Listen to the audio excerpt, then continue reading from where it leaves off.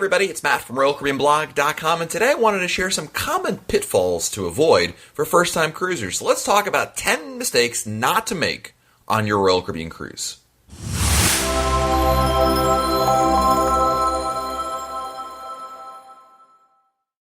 After all, going on your first Royal Caribbean cruise is exciting and it'll be a lot of fun, but people that are new to cruising can often make mistakes along the way. It's only natural. When you're new to anything, mistakes can happen. The good news is you can avoid these 10 common mistakes to ensure that your first Royal Caribbean cruise is awesome. These aren't the only mistakes you can make, but I feel like these are the ones that I hear the most about, and certainly these are the ones you can guard against. Let's start off with number 1, not researching your ports before the cruise.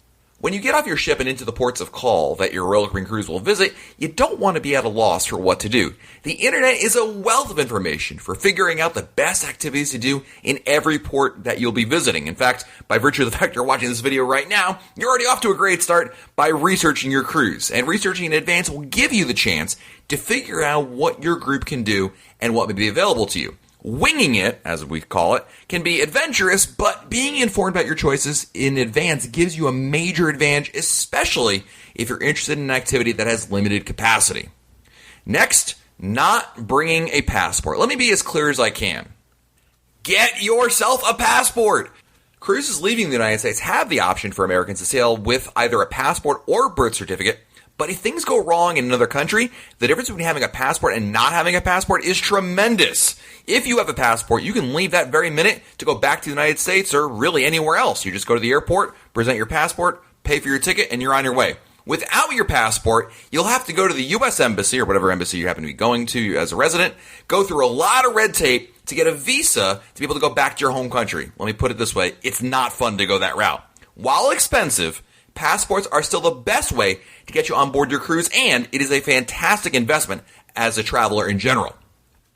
Number 3, not using a travel agent. When it comes to cruising, I love using travel agents because they make my life so much easier. A good travel agent that specializes in cruising can really help make your first Royal Caribbean cruise a big success. They will help you navigate you throughout the entire booking process and be your guide to what makes the most sense for your family.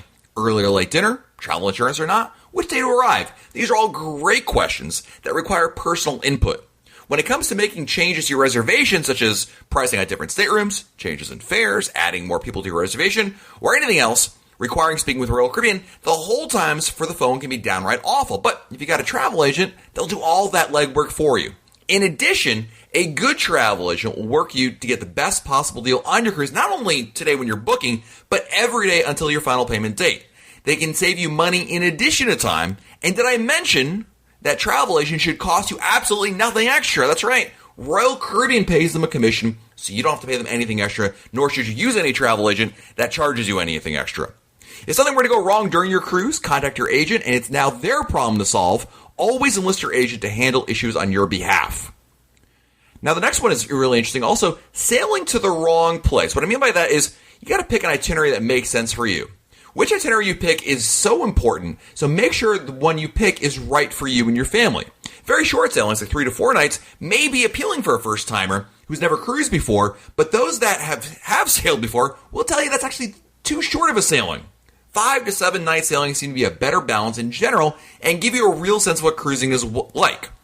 Likewise, where you sail to is important. Try picking an itinerary that stops in ports of call that really interest you instead of just choosing the cheapest fare available. There are so many ports that Royal Caribbean ships visit these days, but make sure they're in line with the sort of activities that you enjoy. The Caribbean is full of beautiful beaches, while Europe is more about urban exploration. The bottom line is, look at the sailing that's going to be of interest to you, and also don't just assume that the shorter sailing is the right one. In fact, when you go on the shorter sailings, I often feel like you get on the ship, and as soon as you kind of figure it all out, you're off the ship all too quickly. The slightly longer sailings are definitely the way to go. Another rookie mistake that you definitely don't want to make is picking the wrong stateroom. Price is not the end-all, be-all of choosing the right Royal Caribbean cruise, but it certainly is important, and the stateroom you pick out first will be important as well. In general, staterooms in the middle of the ship are the most desirable for their convenient location, as well as the least motion felt by the ocean.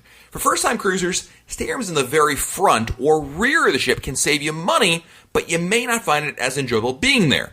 In addition, paying a little extra for an ocean view or balcony stateroom may be worth the money for the extra space. Don't underestimate the importance of a few extra square feet when it comes to stateroom size. The next mistake you don't want to make is skipping the specialty restaurants. Royal Caribbean specialty restaurants, which have an additional cost to dine there, are among the best dining locations at sea, and frankly, you're missing out if you don't try one or four. You can always dine at the complimentary restaurants, but working in a specialty restaurant on a few nights of your cruise can really give you a nice change of pace and exposure to cuisines that aren't available elsewhere for free on board. Royal Caribbean specialty restaurants are wonderful, and it's hard to go wrong at any of them, so it's worth spending a little bit more to eat there a few times. Next is picking the wrong ship class for you. Royal Caribbean has over 20 ships in their fleet, and there's new ships coming online all the time, but the reality is not every Royal Caribbean ship is perfect for everybody. I've loved exploring many of the ships Royal Caribbean has, but there's no question in my mind that the ships that are either new or recently refurbished are among the best choices for first-time cruisers. The reason is the newer ships have the most new amenities and offer the largest variety of activities on board. For families especially, the newer ships have larger kid spaces and more for them to do. I'm a fan of the Oasis, Freedom, and Voyager class specifically as good choices for first-timers. The next mistake we don't want you to make is only booking Royal Caribbean excursions. Royal Caribbean offers a lot of great excursions that are easy to book and offer tremendous convenience, but it often comes at a higher price. Booking excursions on your own can be a great way to have more choices and save you some money. We're not saying never book with Royal Caribbean's excursions, but at least consider third-party excursions for their tremendous value and often smaller group size. This next one is a small one, but something I think that's often overlooked is tipping on top of the auto gratuity. Gratuity is an important thing in the service industry, and everyone should do it, but Royal Caribbean adds an automatic gratuity to pretty much everything you spend on board, from alcohol to spa treatments to food. When you buy something with your SeaPass card, look at the receipt before adding a tip, because most often there's already an 18% gratuity added on. And while over-tipping is something to avoid, you do want to make sure that you are tipping for good service, especially waiters, porters, and attendants. Of course, if the Royal Caribbean crew member did a tremendous job, then please feel free to reward them appropriately. And finally, the thing you don't want to do is fly to your cruise ship on embarkation day. If you have to fly to your cruise, do not book your flight for the same day your cruise ship leaves, because you're only setting yourself up for a potential problem.